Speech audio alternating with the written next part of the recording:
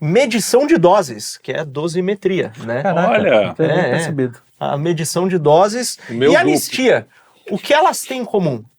Nada. Mas aparentemente o PL da anistia pode se tornar o PL da dosimetria.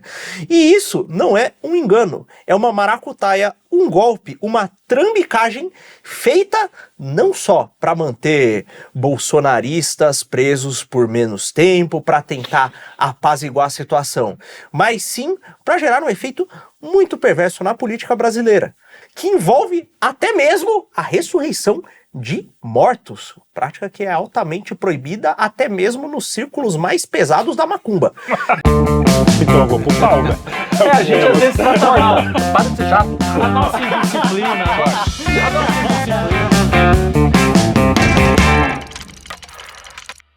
E para falar sobre necromancia, dosimetria e como é anistia, trouxemos aqui um time constituído de múmias anistiados e dosimetrados. Mas eu não vou dizer quem é quem. Ok. Carlos de Freitas, Felipe Trielli, Luigi Marnoto e Arthur Pinheiro Machado, Mário. E Lucas Honorato. Sou eu. Eu tô aqui também, evidentemente. Lucas Né? Honorato. É verdade. Nos vocais, Lucas Honorato. Nos vocais, o Júlio na gaita, a bicharada no vocal. Muito bem, então quer dizer que Dosimetria de a gente de comprou whisky, anistia e recebeu dosimetria, foi isso? Não, é o filho, nós temos anistia em casa. Anistia. Em casa a gente compra, quase isso. Né? Na volta a gente compra. Na volta a gente compra. Dado que a gente é meio politicamente incorreto, eu tenho uma pergunta pra vocês. A dosimetria é uma anistia trans? É, meio Uma isso. anistia. Anistia trans. Ela se uma sente transnistia. anistia, mas na verdade... Exatamente, Não cara, é uma coisa de louco, né? Porque você vê que tá tudo ao contrário no Brasil, né? Começa pelo fato de que, de um lado, você tem lá a cunhada do Marcola sendo solta, com a justificativa maravilhosa, que é quem foi preso junto com ela já foi solto. Então ela tem que sair também. Do outro, você tem... É a lógica. Tem o André do Rap, tem esses casos conhecidos. E do outro você tem o Congresso brigando para reajustar a pena de uns velhinhos, de umas velhinhas que estavam na Praça dos Três Poderes porventura e alguns cometeram um vandalismo. Não, além do que isso não compete ao Congresso. Né? Então, mas claro, é que é uma coisa de louco, é uma Tempo de inversão pena dos não é coisa papéis. do legislativo. É a dosimetria brasileira. A gente já teve parlamentarismo brasileira. Entendeu? Tivemos tudo. Já tivemos. Como chama?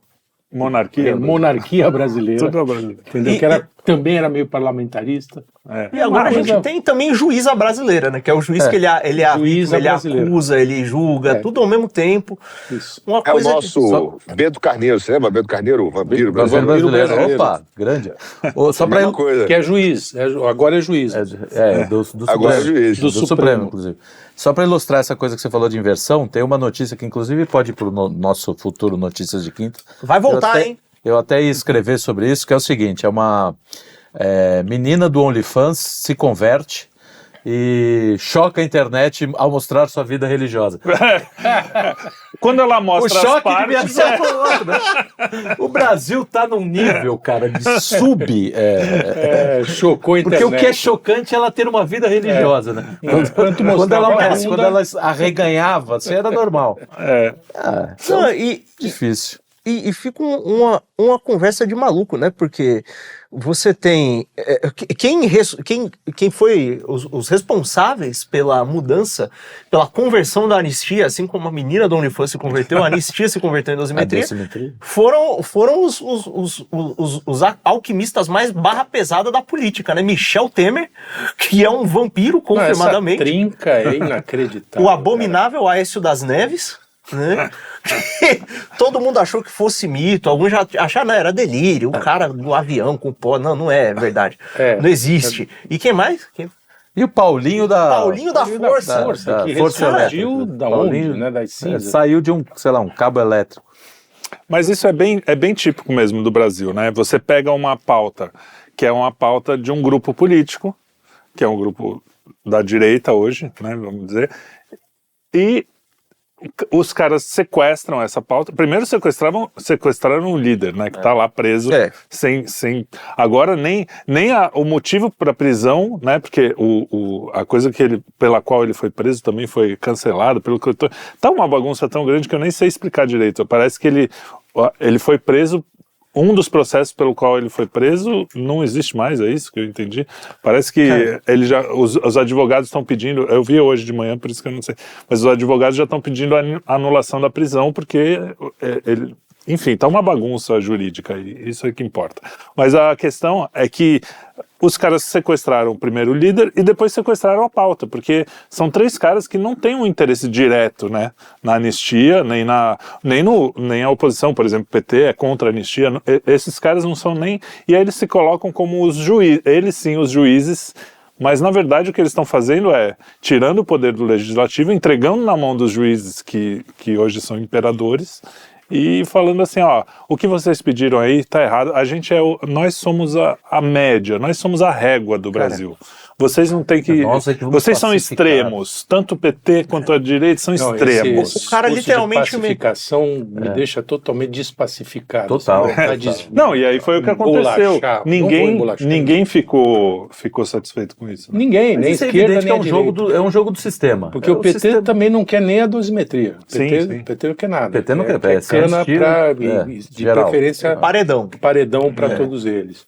Então, eu acho que a parte do PT dizer que ele não quer a dosimetria é meio jogo de cena. É só para dizer o seguinte, eu não queria e a direita conseguiu, é uma conquista, entendeu? Porque se ele falar que ele quer, vai ficar muito claro que é uma porcaria, né? Se falar que não quer, que tá lutando contra, vai parecer uma conquista. Agora, só para sublinhar um negócio que da série vontade de enfiar a porrada em alguém, o pior foi eu tive que ler o Rodrigo Maia dizendo que ele, Temer e Lira são de direita. São a direita. Mas porra. Meu, o Centrão, desde a criação dele, ele foi parido lá na Constituição na Constituinte de 87. 88. 88 foi a Constituição, a Constituinte, né? A Assembleia Constituinte de 87, ali é que foi parido. E lá ele já era, assim, a imprensa já tratava como direita, centro-direita e direita. E não são porra de direita nenhuma, porque os caras são puramente oportunistas. E naquela época era só um grupo, a maioria desse grupo era do pessoal oriundo da Arena, do PDS. PDS, Paulo Maluf, era a turma do regime militar, para brecar as pautas progressistas do Ulisses Guimarães, que era o líder do PMDB, do MDB, né? MDB e depois era PMDB.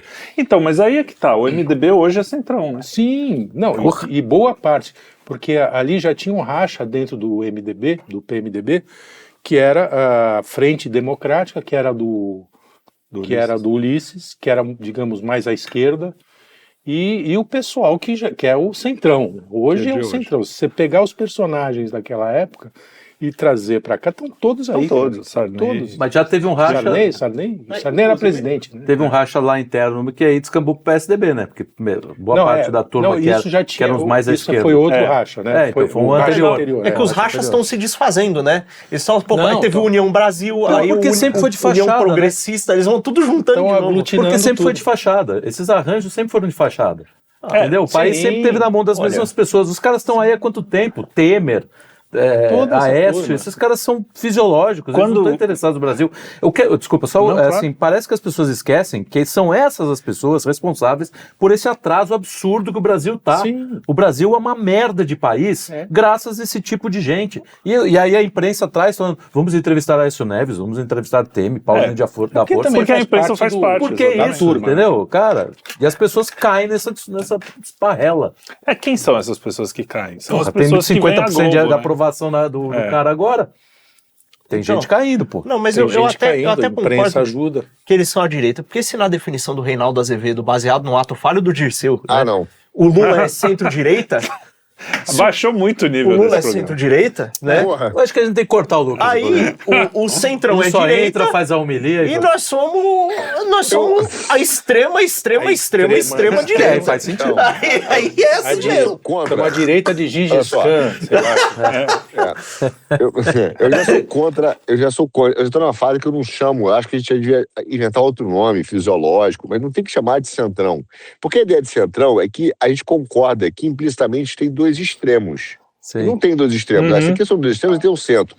Eles não são o centro. Tem a direita, tem a esquerda e tem os ladrões. E tem os carrapatos. Os ladrões e super ladrões. Os carrapatos. Os carrapatos. Partido parasitário. Então, assim, tem a direita e a esquerda dos parasitas. A esquerda é ladrão, o outro é parasita e a gente. Isso aí. Vamos tirar essa ideia de centro, porque não tem centro. São ladrões, parasitas e nós. É o que tem. Sim. E eles fizeram esse trabalho de... É como se eles realmente tivessem... Não, nós estamos no centro aqui, ó. Não é nem lá nem cá. Não é nem solta os caras, nem manda pro paredão. É só meia injustiça que a gente vai, tolerar aqui. Eu vou falar uma coisa, tirem as crianças da sala, mas é mais ou menos assim. Olha, você não pode ser viado nem homem, então você só vai chupar o p***, não vai dar... É mais ou menos assim, então tá bom, beleza, meio termo, vamos aí. Cara, não sei se vai pro ar, mas tirem as crianças, tirem as mulheres, tirem os adultos, desculpa. Os velhinhos. Não, mas é todo mundo da sala. Mas é por aí mesmo. É uma zona esse negócio. Chega e fala assim, tem que sodomizar esse cara. Aí o bolsonarista do mal fala, não tem que sodomizar ninguém. Aí o centro fala... Então tá bom. Chupa esse sorvete aqui que tá tudo certo. É isso aí. Eu vou resolver. Esse picolé de chuchu, né? Chupa. Essa cabeça de ovo.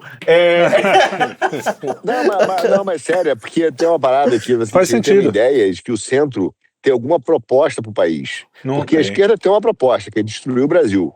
O centro não tem uma proposta para isso, tem uma proposta para eles.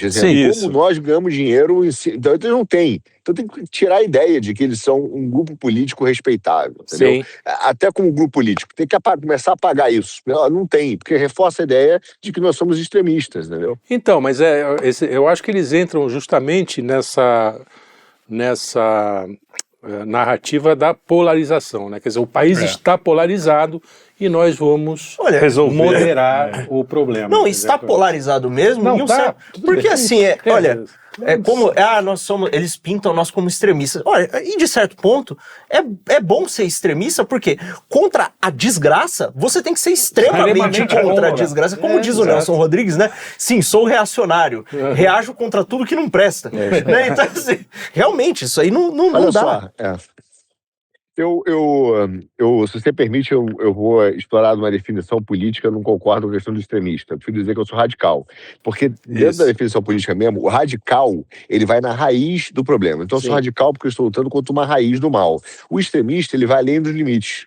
Entendeu? Então ele é considerado um cara que vai muito além dos limites possíveis. Então ele está sempre nesse extremo que é além dos limites. Eu diria que eu sou absolutamente radical, mas não extremista. É isso aí. Eu acho uma boa definição. Contra o mal, nós temos que ser radicais contra o mal. Você sabe que a esquerda diz a mesma coisa para justificar que não tem extrema esquerda, né? Você fala, não tem extrema esquerda, porque a esquerda é radical, não extrema. Olha, mas a diferença... Mas é porque a definição política. É porque eles estudam. Eles estudam a teoria política, você não.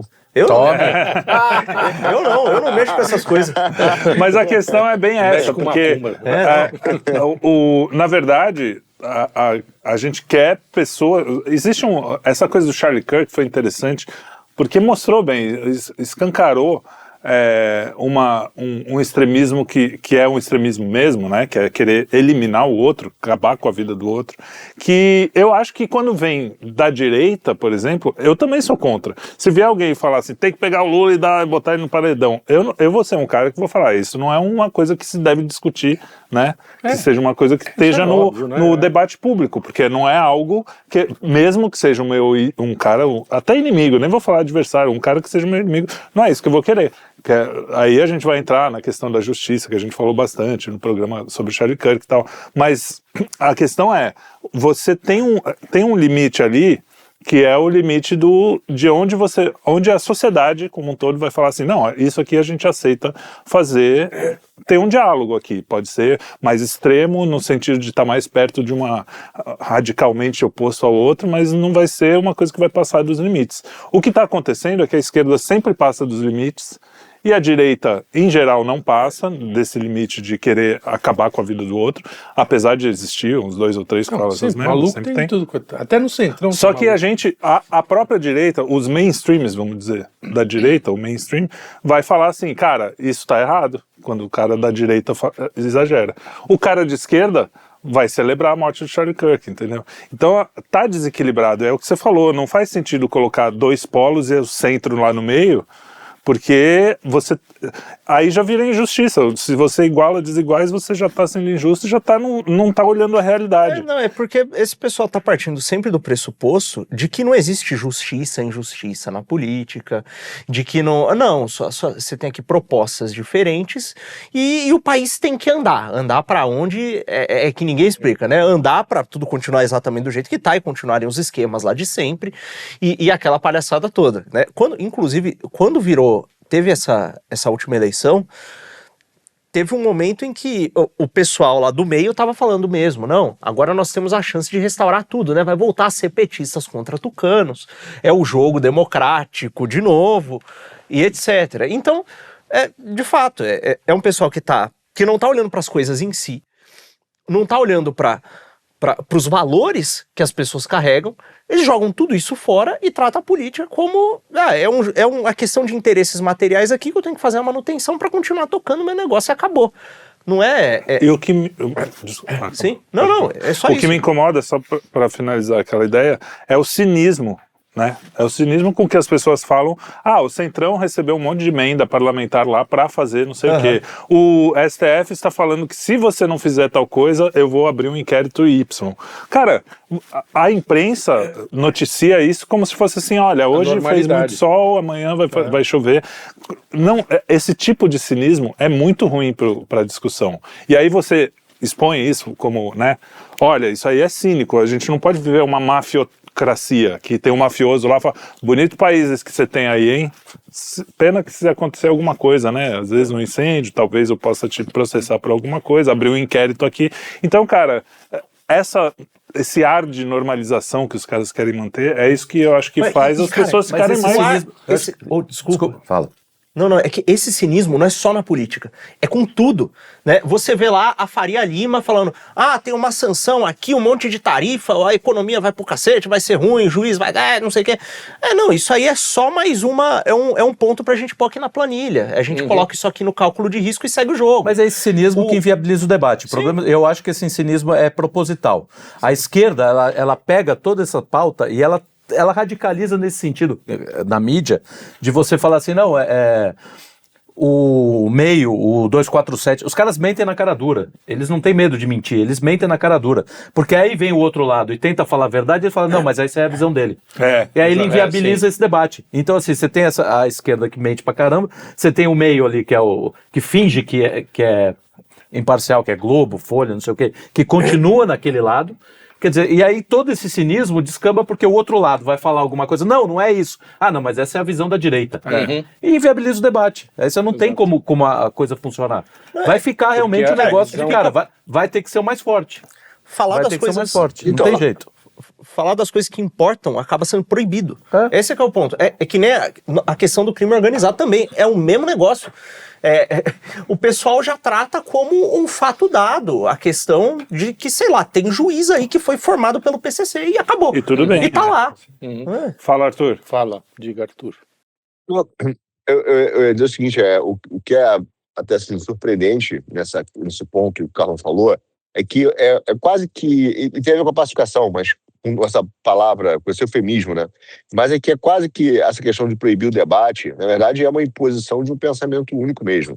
Então, a questão da doutrinação, porque veja só, se a esquerda quiser doutrinar e permitir que a gente doutrinasse o nosso, ou tivesse todas as possibilidades de ideologia possível na discussão, tá tudo bem, assim, de um lado, né? Óbvio, a gente vai lutar. Eu sempre digo isso, a nossa sociedade, nosso modelo de família, nosso modelo de educação é superior. A pessoa vai olhar para o lado e vai dizer, eu quero aquilo ali. Só que eles não querem isso. Então, o que eles chamam, na verdade, de pacificação é de eliminação. Eu vou eliminar e impor um pensamento único. Eu vou um pensamento único e uniforme. E aí o que acontece? Só que não é só no campo ideológico. Aí eles usam esses braços. O que acontece hoje é bastante curioso. Porque o Temer, por exemplo, que está em todas, ele não já só foi presidente da Câmara, é jurista, foi promotor. Então ele faz parte desse grupo do judiciário que vem dominando o Brasil há muito tempo e que migrou para a política. Entende? Ele migrou para a política, ele é um advogado. Então ele saiu, acho que ele ligou um som aqui, o pau tá atorando, né? Não estamos ouvindo, assim, o cara... Tá tranquilo. Então, graças a Deus. Então o microfone salvou. Então assim, mas ele migra para a política. Só que o que acontece? Esses caras capturaram o Brasil ao ponto de você ver o seguinte, de repente o Temer surge do além negociando a dosimetria. De repente ele surge do além com e aparece negociando a cartinha de democracia. De repente ele surge da lenha e aparece negociando com o Banco Master, a venda do banco. E aí depois ele surge da lenha e descobre que ele também foi contratado para negociar acordos com as Big Techs. Cara, é impressionante, cara. O cara tá em todos. Aí tá na questão do Porto, lá, no Porto de Santos, né? O cara tá em todas. Mas por quê? É uma revelação de um domínio que o Brasil foi capturado por esses caras. E aí tem essa questão da formação de um pensamento único e uniforme, entendeu? Isso que tem por dar da pacificação. Pacificação é eliminação. O nome é eliminação. Tanto é que eles falam isso claramente. Isso é outro cinismo absurdo, que a imprensa várias vezes falou coisas do tipo, o Estadão vive falando isso. Estadão, que é da bucha, que também tem a ver com da onde o Temer veio, mas isso é outro assunto. Mas o Estadão fala, não, é um momento de exceção. Essa coisa do Bolsonaro tem um monte de erro jurídico, de coisas que não se deve fazer em geral, mas é uma exceção. Por quê? Porque eles querem eliminar essa turma, que é nós. A Carmen Lúcia não falou que a censura era só naquele momento? Isso. Quer dizer, já tem um modus operandi. Desde o começo do governo Bolsonaro, até um pouco antes, o intuito da imprensa e do sistema é criminalizar o que eles chamaram de bolsonarismo, que é um movimento absolutamente heterogêneo, que não existe. Você pegar, cara, conversar com uma pessoa, três bolsonaristas, os caras não se entendem. O petista é mais fácil. E aí, o que eles fizeram? Para antagonizar o petismo, eles colocaram essa pecha de bolsonaristas como se fossem os radicais iguais aos petistas. Para quê? Para que eles não pudessem ter voz. Entendeu? Não são pessoas razoáveis. São pessoas. Ponto. Então, em alguns momentos. No caso, já... chama atenção que tem blocos da direita que também faz isso. Quer dizer, o bolsonarismo virou uma espécie de termo pejorativo. Exato, você tem que fugir dele. Ele é de direita, mas no final das contas, ele não é intelectual. O que esse cara quer, pelo menos na minha opinião, o cara que se distancia do bolsonarismo por nojinho e que começa a posar de moderado e não sei o quê, ele quer ser aceito pelo clubinho. Uhum. O clubinho do qual faz parte o Temer, o clubinho do qual faz parte todo o Centrão ali. A mídia. Ele quer ser aceito como um interlocutor digno. E outra, isso não é uma teoria que eu tirei da minha orelha, isso tá evidente. Uhum. Já tem 1 ano e pouco, 2 anos, em que o pessoal progressista tem falado em uma direita moderada, uma direita aceitável, a direita sensata. Quer dizer, 2, 3 anos não. Já deve ter 8 que os caras colocam esses termos. A direita civilizada. E é sempre a galera do mesmo tipo que aparece como campeão da direita sensata. É o pessoal do Novo, é o liberal. É o Zema, é o Tarcísio. Aquele outro da Riachuelo lá, esqueci o nome do cara. Enfim, tem esse negócio que está sendo colocado. Flávio Rocha. Isso. Flávio Rocha. Há pouco tempo atrás você tinha até mesmo lá eu esqueci o nome do cara, é um cara também do mercado, Joel Pinheiro, acho. Joel Pinheiro não é do mercado. Não, mas é um jornalista pró-mercado lá. O Joel Pinheiro é o filho do Janete. Não sei quem é, mas é Pinheiro o sobrenome dele, não é o Arthur. É um moleque, é um cara novo. Não conheço o cara, eu sou ruim de rosto. Deve ser o Joel Pinheiro. Que falando sobre o bolsonarismo moderado. É possível. O cara levanta lá a bandeira do bolsonarismo moderado. E aí, ao mesmo tempo, assim, como uma mágica coincidência, o puxadinho do Armínio Fraga, que é o canal meio lá do Pedro Doria, começa a falar, pessoal, então, nós vamos ter que aceitar que numa democracia existe direita e existe esquerda. E hoje na direita não dá para ter voto sem que você tenha o apoio do Bolsonaro. Então o cara vai ter que ir no palco do bolsonarismo e a gente vai ter que aceitar que esse cara moderado vá no palco do bolsonarismo para depois concorrer. E aí, conforme isso vai... Cara, esse é um discurso que tá vindo lá de trás. Isso tá documentado, a gente fez texto sobre isso, fez um monte de coisa. E aí, de repente, começam a invalidar o Bolsonaro e você tem os bonitões ligados aos bancos que estão indo na XP-Palusa, X-Palusa. Na X-Palusa, estão lá puxando o saco do pessoal do BTG, etc. Aparecendo lá, olha aqui, eu tenho o apoio do Bolsonaro, mas eu não sou o Bolsonaro, eu sou bonzinho. Olha, eu dou até dinheiro pra coisa LGBT aqui no governo de São Paulo. Olha como eu sou bonito. E esse cara... Olha a TV Cultura. Exatamente. Não, cara... Surge esse cara... E desculpa, só pra concluir... É uma espécie de Júnior, né? O nosso Júnior lá da Sandy Júnior. É o hétero que sofre de homofobia. É o hétero que não é viado. Né? Exatamente. Quer dizer, mas que sofre homofobia. Mas que sofre homofobia. O homem eu sou Bolsonaro, mas eu não tenho testosterona, mas não sou PT, nem novo. É o hétero meio bicha, né? E o negócio é... O grande problema de tudo isso, para além da mentirada e da manipulação evidente, é que é o seguinte: esse sujeito aparece querendo ser aceito pelo clubinho, capitalizando desse novo caldo cultural que surgiu à direita, só que com a mais absoluta indiferença, não só à vontade popular, mas uma absoluta indiferença ao que é bom e o que é ruim. Né? O sujeito, esse cara não tá fazendo juízo moral em relação às injustiças que estão acontecendo. Exato. Pra ele que se lasque, que a mulher foi lá e pichou uma estátua com batom e tá sendo tratada pior do que um narcotraficante. Pra ele que se lasque, que tinha um sujeito lá, um morador de rua que foi ajudar uma véia, sei lá, e foi preso. Isso aí é indiferente.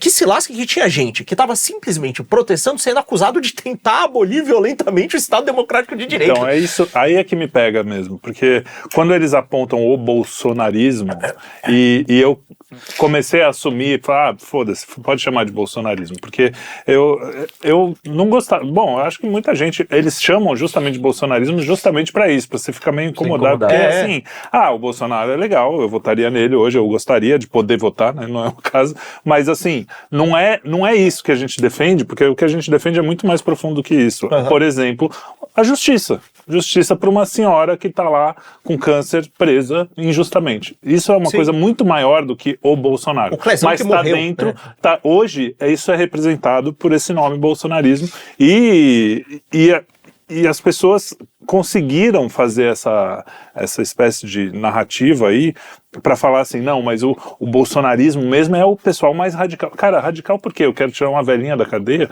Se você conversar mesmo com bolsonaristas e os caras do Centrão, muitas vezes, algumas ideias dos caras do Centrão são muito mais, se eles fossem claros no que eles querem, são muito piores do que da maioria dos bolsonaristas, em termos de se fosse todo mundo honesto no que realmente quer, piores, né?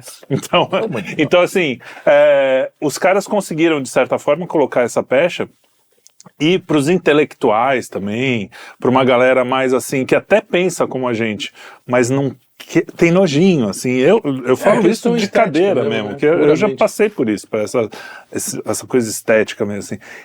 É muito difícil o cara falar assim, não, vamos com tudo e vamos apoiar, porque é injusto, cara. A prisão do Bolsonaro não tem nada, nenhum dos processos. Qualquer pessoa sensata vai olhar aquilo e vai falar, cara, não tem. Esse esteticismo é tão fake, é tão banal, que se você analisar o que seria o grande ato estético dessa situação, é o seguinte, estar do lado de um cara que está sendo vítima de uma injustiça tremenda, absurda. Claro. Se fosse um filme, o cara ia entender, entendeu? A estética disso, você pegar o Luz é para Todos, o cara lá defendendo o cara de uma injustiça, essa é o grande ato até estético, entendeu? É defender um homem que está sendo vítima, cara, vários deles, né? Inclusive, cara, eu não gosto muito do Alan dos Santos, odeio não, mas assim, não gosto do jeito que ele age, enfim, mas o cara tá lutando contra o sistema inteiro, cara. Cara, meteram um sistema pra perseguir um coitado, velho. É o que eu falei.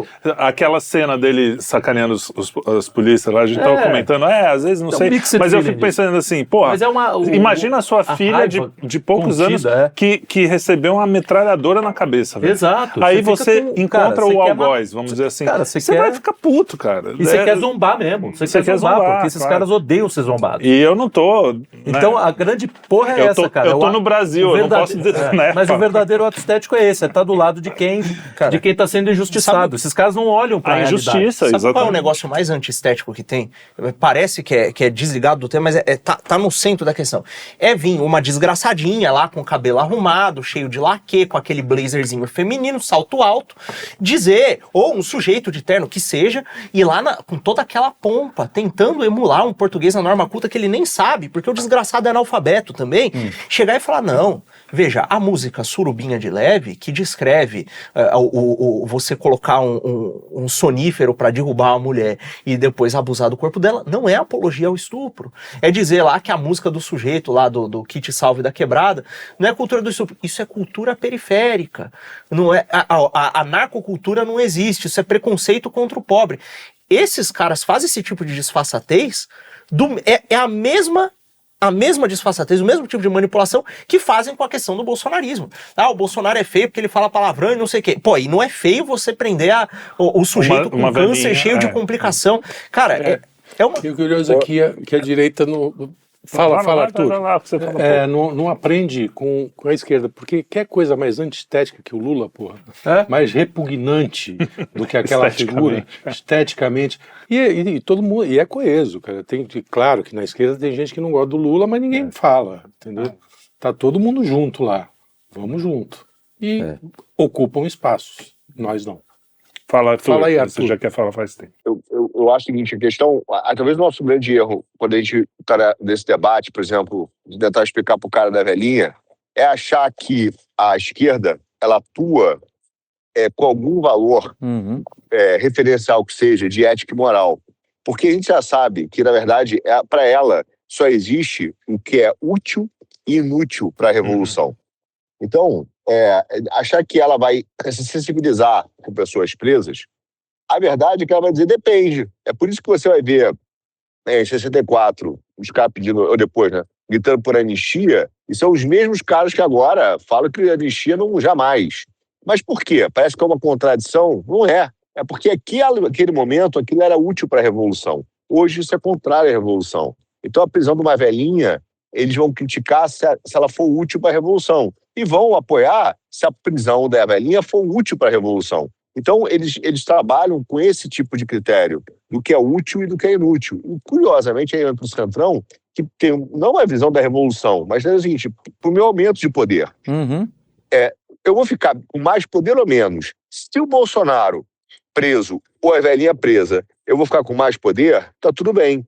E isso é tão latente que, veja, a gente já fala puxando o fio, Trelli, o papel do Valdemar, entendeu? O que o Valdemar fez? Só isso. O Valdemar, no final, ele faz uma conjuntura de forças que, se para eles sair com mais poder, para eles ficarem com mais grana, para eles ficarem com mais um naco maior do Estado, se o preço a ser pago é entregar o Bolsonaro, desumanizá-lo, e eu tô falando nem mais do agente político, tô falando da pessoa mesmo, entendeu? Pô, do ser humano, botar o cara preso e tal, tá tudo bem, porque eles não estão preocupados com isso. Então eu já cheguei à conclusão que a gente parte, cara, de bases éticas, morais, de perspectivas, sabe? De cosmovisão, de valores, cara, que são muito diferentes. Muito mesmo. Não é mais uma discussão entre grupos políticos numa nação que tem a mesma base moral, entende? Eu não vejo mais dessa parada. Eu acho que assim, cara, aí eu começo a entender o simples fato dos caras não conseguirem se indignar com a velhinha presa. Porque no final ele vai dizer, mas me é útil. E a moral dele é, eu quero aquilo que me é útil. Tão simples quanto isso, entendeu? Então, a realidade que a gente vive é essa. Não, e é a mesma coisa com o que chamam de mercado. Do mesmo jeito que o Centrão está olhando para o acúmulo ou não de poder, o mercado, entre mil aspas, está olhando para... eu vou continuar conseguindo ganhar dinheiro sem ter muita dor de cabeça? Eu vou ganhar mais tendo menos problema? Ou eu vou continuar ganhando mais ou menos a mesma coisa? Sem... Então, assim, a curto prazo, né? Porque a longo prazo o país... mas aí ele muda, bota a grana fora. Pra ele, o país. In the long run, né? Como é que é? We're all dead. No longo prazo a gente morre, acabou, foda-se. Ainda mais a perspectiva histórica, foda-se, né? E esses caras, Homens é o que pequenos. Você falou, teve o CEO do BTG, não foi o Dedé, foi o CEO, que falou, não, os próximos 3 anos vão ser meio ruins, mas depois o Trump sai da presidência, olha só, já começa com uma leitura meio esquisita, porque não tá tão fácil assim o Trump sair, mas enfim, vamos supor que ele esteja certo. O Trump sai entre o Vance, ele vai ter saudade do Trump. Ele vai ter saudade do Trump. Aí o Trump sai e a gente consegue depois retomar, e agora a gente pode usar isso estrategicamente, com essa leitura já que vai dar errado. Ou seja, eles têm a chance de pressionar para que a coisa não dê tão errado. Se você pensar no carinha que está vivendo no Brasil aqui, a classe média, principalmente média baixa, os caras... Esses 3 anos de dar errado é questão até de vida ou morte. Tem cara que vai, não vai ter atendimento médico porque não vai conseguir, de miséria, enfim, vai ter um monte de consequência real. Pro cara, ele vai perder uns milhões aqui ou não, né? Talvez até vai ganhar, porque ele vai apostar que as coisas vão dar errado, sendo que ele tem um poder de chegar, pressionar o Congresso, pressionar essas pessoas que ele tem acesso, né? Porque a Faria Lima tem acesso a esses caras. Então, é isso que deixa a gente mais puto da vida. Esses iletrados filhos que dominaram o país, cara. O que você falou, um quer ferrar o país e o outro quer sugar. E a gente tá querendo viver melhor, né? Porque eu tenho família, eu penso no país como meus filhos, netos, bisnetos, não quero ir embora, não quero, né? Enfim... E no final das contas, é aquela questão, falta mesmo um pouco de testosterona, porque esse jeito de pensar aí, velho, isso é uma coisa coisa de afeminado, o cara tá reagindo à circunstância.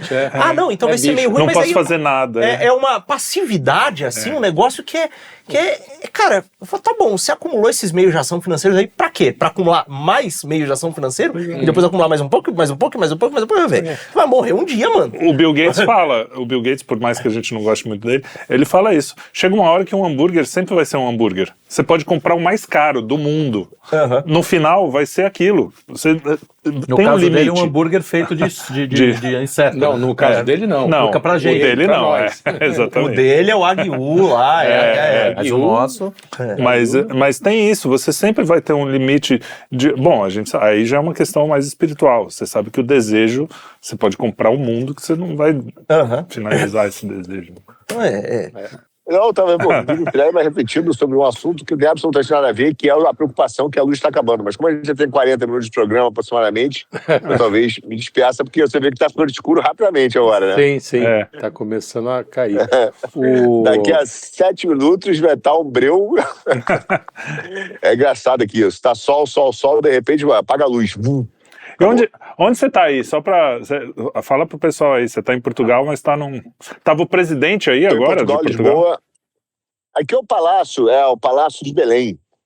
É um palácio que fica em Belém, perto da Torre de Belém, mas é a casa do presidente. Não que eu tenha sido convidado para ela, mas é que tem a Feira do Livro e é o único momento do ano que eles abrem a casa para as pessoas com entrada livre, e aí você pode conhecer, exatamente. É bem legal, assim. Bacana. E aí teve um evento que eu participei também. Uma inveja puta do diretor nessa Feira do Livro aí, cara. Imagina a Feira do Livro lá, né, cara? Então. Porque a editoração em Portugal é maravilhosa. Agora, imagina... 1000 vezes melhor. Vocês vão ter que aprender a ler em português, né? Esse é o problema. Esse é o problema. O problema é a língua. Portugal é foda. Mas, voltando ao nosso assunto... e aí? Então... Nosso assunto. Não, então, e aí tem um outro absurdo no meio de tudo isso que a gente nem falou, porque assim, cara, a gente se acostumou tanto à gambiarra jurídica, a interpretar a Constituição no freestyle, né? O cara lá interpreta a Constituição segundo a inspiração que vier, na hora que vier, de acordo com os próprios interesses, acabou.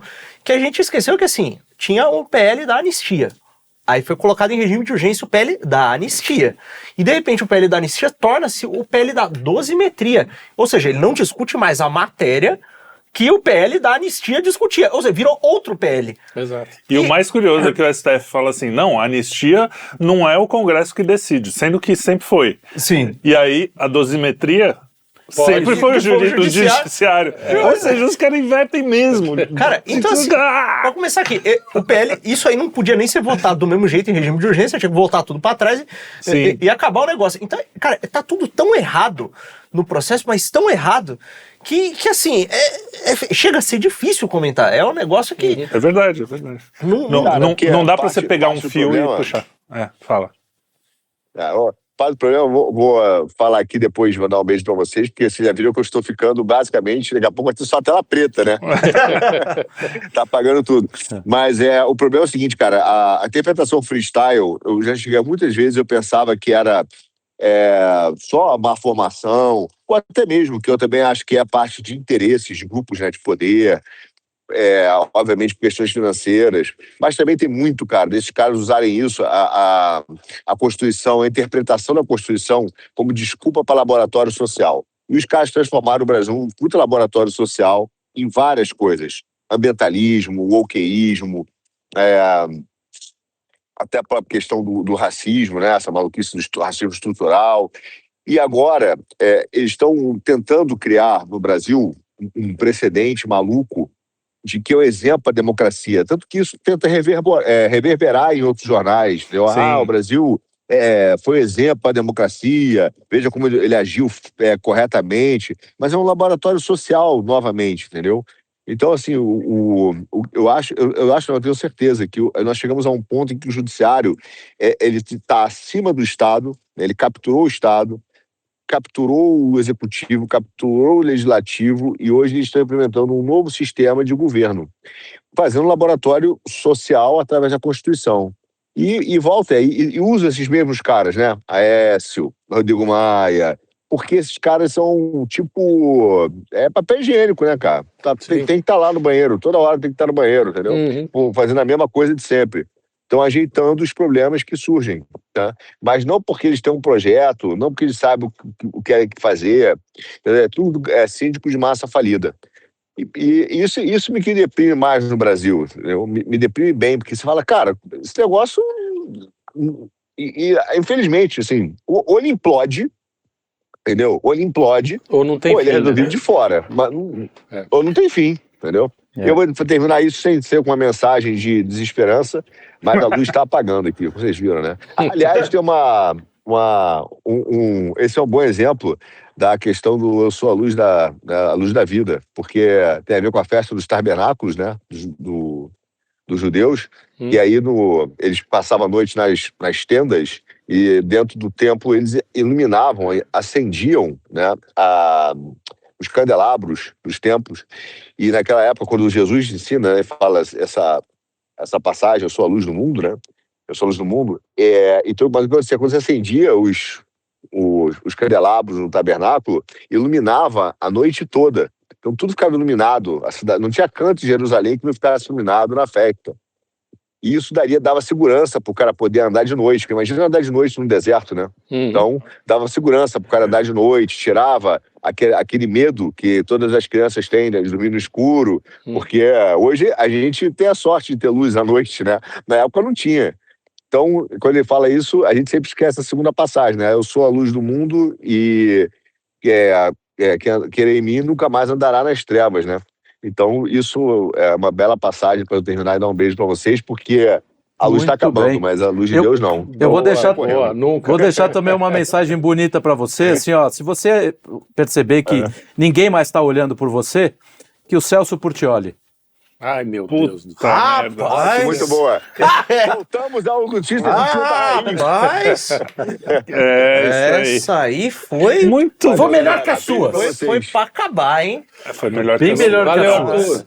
Tchau, Arthur. Tchau, Arthur. Tchau. Vocês comentem aí embaixo quais piadas são melhores, entendeu? Fazer uma enquete. Essa aí eu acho que não tinha nem que ir pro ar. Mas olha... Eu também tenho direito a piadas ruins. Você que acompanha a política há mais tempo, assim, porque a gente esquece.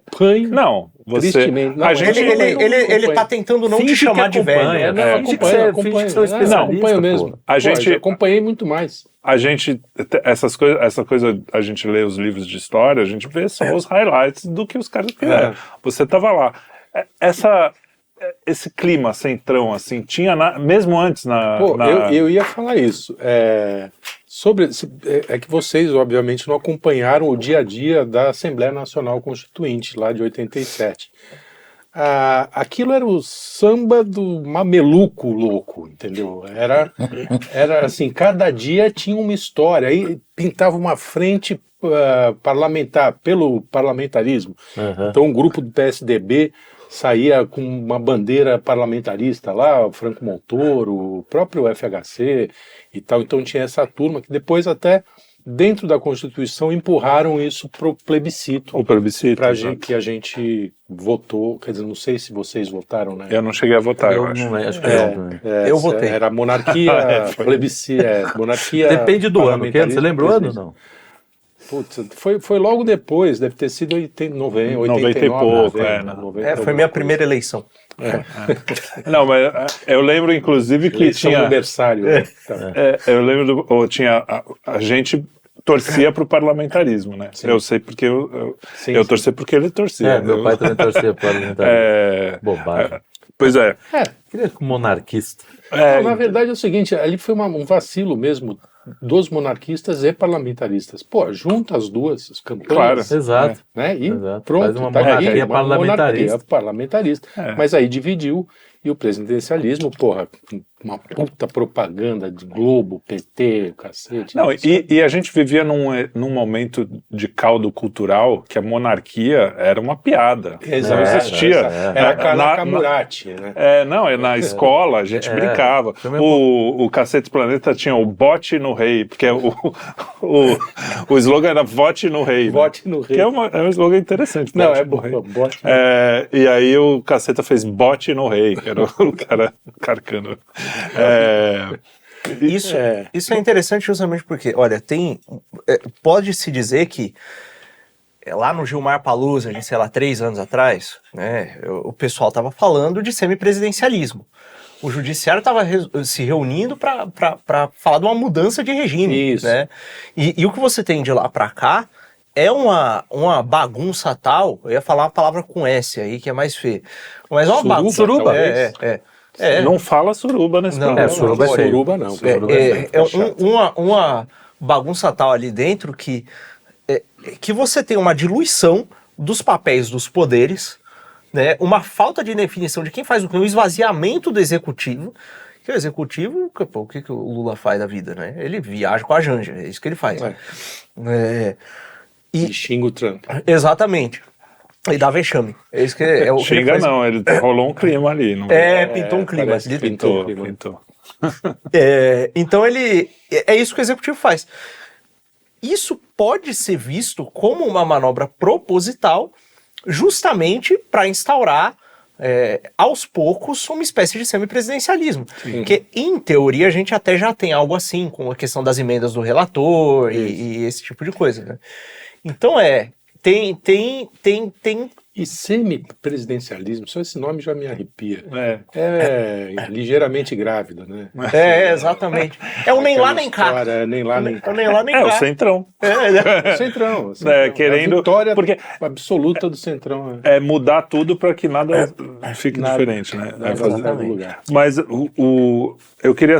Nessa época tinha essas conversas e hoje, em retrospecto, eu tenho a impressão, cara, que realmente ali foi a fundação de um sistema que hoje está em decadência e que eu não sei se sobrevive. Assim. Talvez essa época que eu estou falando, né, lá, com a Constituição 89, de 88 mesmo, 88. Eu acho que foi a consolidação, porque isso já vem lá da bucha. Sim. Não, mas é que a bucha foi e voltou várias vezes, né? Mas uma coisa sempre permeou a nossa consciência de país, que mudou. Político não é confiável.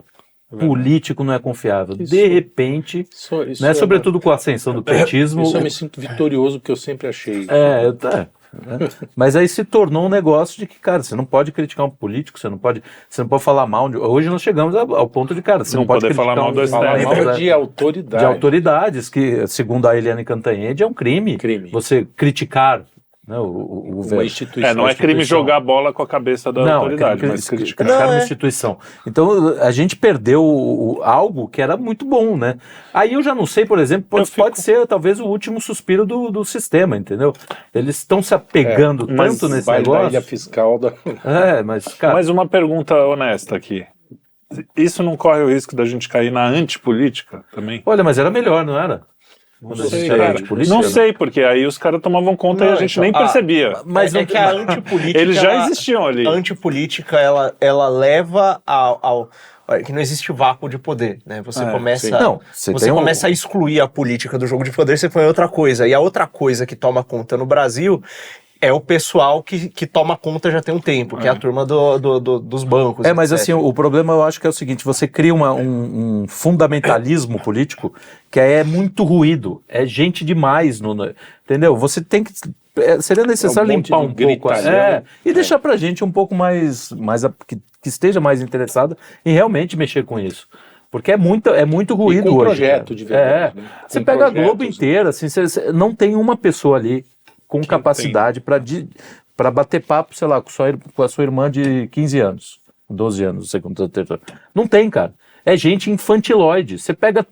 Cara, quando o Trump falou bem do Lula no coisa, o êxtase deles, eles foram tomados coisa de criança que não tem capacidade de olhar... DCE, né? De não ter capacidade de olhar mais, um pouquinho mais para frente. Mas então, é pior que isso, porque não tem uma capacidade pode tirar, viu? Glória. Não tem uma capacidade de leitura do ambiente, que eu acho que é pior. Assim, uma coisa é o cara entendeu o que aconteceu ali, e aí tem uma leitura infantil. O cara não consegue perceber um sarcasmo.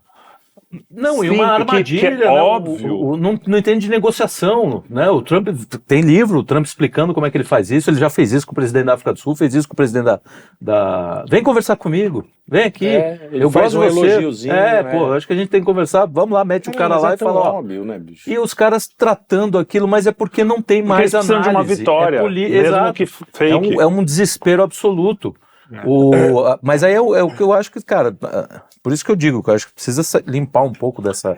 Porque tudo virou política. Tudo. Então, mas a gente caiu naquilo, na perfeição da ideia da escola. Olha, tudo é política. Só para terminar, por exemplo, você pega o caso do Tilenol lá. Eu ia falar isso. O Trump falou do Tilenol, Não, tudo bem, fala. Não, o Trump falou do Tilenol, o Tilenol pode dar problema em grávida, tem associação de casos de autismo em relação ao uso do medicamento durante a gravidez. Aí surge lá fora, pior, as mulheres tomando Tilenol grávidas tomando Tilenol. Aqui, a mídia, que é um lixo, fazendo, não tem nenhuma comprovação. O ministro da Saúde, o ministro da Saúde. Aí a própria Tilenol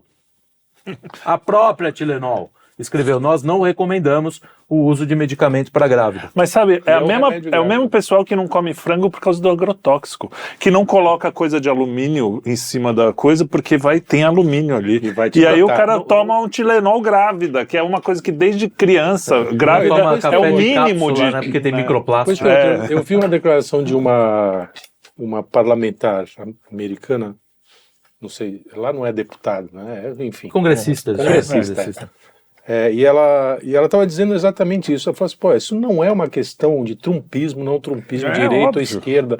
É um estudo de Harvard, que vocês respeitam tanto, e que diz que tem uma possibilidade, uma probabilidade. Exato. E esses estudos estão avançando. Quer dizer, não é uma coisa, ninguém bateu o martelo e falou, é proibido tomar Tilenol. Sabe o que é isso? Eles só estão recomendando e dizendo que, olha, cautela, tem indícios aqui que... Então, não é sobre o Tilenol, é que esse pessoal tem um apego, tem um afeto para com a indústria farmacêutica por algum motivo. Que também virou outra coisa. E aí quando você critica a indústria farmacêutica, o cara se sente ofendido. E você é anti-ciência. Exatamente. Então, assim... não era assim, né? A esquerda era o contrário. Era o contrário, era radicalmente... E o negócio é que eu acho que não é uma questão de política ou antipolítica isso aí. Não é uma questão de politização das coisas. É, em primeiro lugar, uma questão de burrice, porque o pessoal emburreceu extremamente, ou sem política. E o negócio é que o homem, ele é um animal político. Então, a política, ela acontece porque as pessoas vivem juntas e pessoas diferentes têm interesses diferentes. Não é só um animal político. Assim, isso é uma definição aristotélica, inclusive. Mas não é só. Sim, mas é também. Não, mas aí eu acho que vocês vão concordar comigo, porque... O Ortega Gasset diz que não é. Ele é melhor que o Aristóteles. O ponto é, quando as pessoas estão juntas, existem interesses divergentes. E na articulação desses interesses, na negociação e articulação desses interesses, é que acontece um negócio que a gente chama de política. Sim. É isso que eu ia falar. Eu acho que dá para conciliar essas duas ideias. Não, mas a gente o problema... Tá Não. É artístico, religioso, tá tudo dentro desse discurso. Claro. Daí. Mas eu acho que... Aí é que tá. Eu acho que o ponto é exatamente esse. A política é um dos pontos para poder conciliar o que... Eu vou fazer uma outra analogia aqui. Quando você deixa... Tudo é sagrado... hoje em dia, menos o que é sagrado, certo? Tudo o LGBT não pode falar mal porque é sagrado. Mas fazer piada com Jesus Cristo pode. Mas fazer piada, eu digo coisa pesada, assim, fazer nem isso, escárnio, você pode. Mas, não, peraí, deixa eu só chegar no meu ponto. A questão da politização, realmente a politização de tudo não é bom. A gente sabe disso, tanto é que a escola de Frankfurt queria justamente isso. Mas a despolitização total também não é bom. Não. O que a gente precisa fazer é ordenar para que a politização esteja no lugar certo. Exato, por exemplo, a tiazinha... A tiazinha, a menininha de cabelo azul, entender que a convivência em sociedade... a tiazinha que defende o aborto ou não, isso é uma coisa que você vai discutir, para mim essa coisa nem tem discussão, mas tudo bem, você vai fazer uma discussão pública e tal da coisa, mas não quer dizer que você vai olhar pro seu vizinho e ficar odiando o cara porque ele é de direita ou de esquerda, entendeu? Essa separação, eu não vou no almoço de família, e eu não culpo o cara de direita que não vai no almoço de família do cara de esquerda, quando o cara de esquerda é um escroto com o cara mesmo, tipo, e vice-versa. Porque eu sou contra, eu evito não ter, quebrar relacionamentos por causa de política, mas tem gente que realmente não dá, cara. Tem que evitar, tem gente vai que brigar não dá. Com a pessoa, mas então, assim, porque às vezes a gente fala isso, o cara fala, pô, mas aí eu chego lá, o cara fica me... Deixa eu passar mas a gente... colocar as coisas no lugar certo. A política, o cara precisa saber, por exemplo, que ou se ele vai votar, se o voto é universal e obrigatório, então o cara tem que saber por que serve uma comissão, ele tem que saber que é aquela coisa que a gente ficou falando aqui. Mas aí vai cair na semântica da política, entendeu? A gente tá falando de política... É que nem parlamentar brasileiro sabe disso. Né? Aquela coisa da PEC e da blindagem, entendeu? O cara põe um nome e tal, as pessoas compram pelo nome, o cara nem sabe o que é, para que serve. Havia uma ilusão de que tendo uma democracia representativa, os interesses das pessoas seriam representados pelos representantes que elas escolheram. O que está acontecendo é isso. Não é. Então não tem articulação de interesses das pessoas. Tem uma manipulação maluca, com uma manipulação de massas maluca, com slogans proferidos para lá e para cá, isso. E por debaixo dos panos acontecendo a maior das Então assim, vai haver um colapso. Isso acho que está meio que claro. Deu ruim. Nessa politização. E não é uma revolução, né? Vai acontecer uma... Porque mas é uma politização da vida diária. A vida diária ela é política também, mas assim, a política resolvida é mais baseado naquela ideia de senso comum, entendeu? São coisas que a gente resolve entre nós. Sim. Não precisa do aval do governo, não precisa da interferência do governo, interferência do Estado. É um princípio universal, né? Exatamente, esse é o problema. Está entrando em todos os poros. Exato. Todos os poros ele se infiltrou. E aí eu não sei o que vai acontecer, porque, cara, eu tenho um cara que ele é bacana, tá na internet, o Laudelino. Eu estava vendo Laudelino Oliveira, eu estava vendo uma entrevista dele que ele fala que alguns lugares estão adotando a tal do voto distrital puro, que é uma coisa que, cara, as comunidades se unem para eleger o juiz, o delegado, para tudo, cara. É um negócio meio até radical no sentido que, cara, vai ter que ser tudo definido em micro sistemas, assim, é o bairro. Ecossistemas. Exatamente. Mas é o bairro. Se você traz a política para a comunidade mais próxima, em vez de ser lá em Brasília, não sei o quê, teoricamente é melhor. Mas assim, o ser humano ele tem uma capacidade também de conseguir esculhambar. E o brasileiro, então, mas aí eu acho muito complicado. Eu só estou dando a ideia do que ele falou, que é interessante. Mas acho que tem uma questão aí que é, antes de tudo isso, que é básica, que vai resolver boa parte desse problema, é a obrigação das pessoas de participarem. Eu não acho que todo mundo seja obrigado a participar da política. Tem cara que não se interessa, que não quer. Hoje o cara é obrigado. Tudo bem que o cara paga lá uma multa de sei lá quanto, não sei o quê. Mas essa obrigação, a gente é meio pela... o cara é afim, é que nem universalidade das universidades. Tem que todo mundo ir para a universidade? Não, tem cara que o talento, a vocação é ser carpinteiro e pronto. Exato, o talento não é saber tudo. Então é a mesma coisa na política, né? No final das contas, isso são questões acidentais, que podem ou não ajudar, podem ajudar, melhorar, mas o centro da coisa é o seguinte, um veículo não se move sem um motor, né? Você tem um veículo andando, você tira o motor dele, ele vai continuar indo pela inércia, uma hora vai parar, vai acabar o veículo. Aí você pode tentar colocar outras coisas no lugar do motor, e não vai funcionar. Se não tiver não tiver um motor que mova o negócio, não anda. O que aconteceu é que tiraram o motor do centro do que faz a política e a sociedade humana funcionar, que é aquelas coisas que são as coisas, por definição, sagradas. Que é o que você estava dizendo. Então, se você não tem o senso do que é sagrado, do que move aquele conjunto de pessoas, você não tem um chão de pisar. Aí, tiraram isso. Tiraram o princípio da coisa. E tentaram colocar várias outras coisas no lugar desse princípio.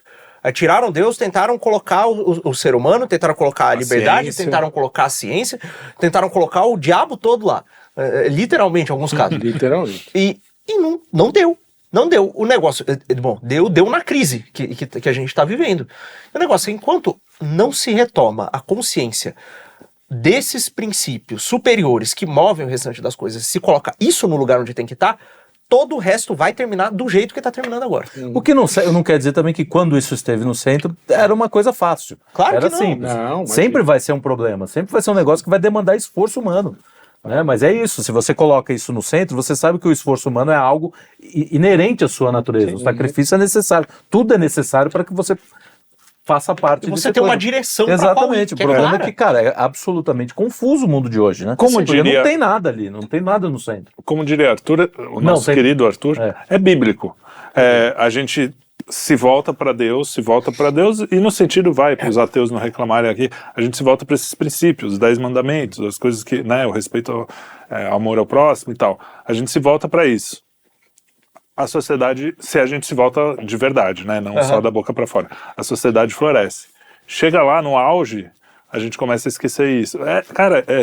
Babilônia, Roma... Não, e olha, os princípios, veja, tá na palavra, os princípios não são suficientes. É que o pessoal fala, eu apoio uma política baseada em valores cristãos. Não, é uma política baseada no Cristo. Os valores são consequência. Sim. Porque quando você fala são princípios, você fala, o que tem anterior aos princípios?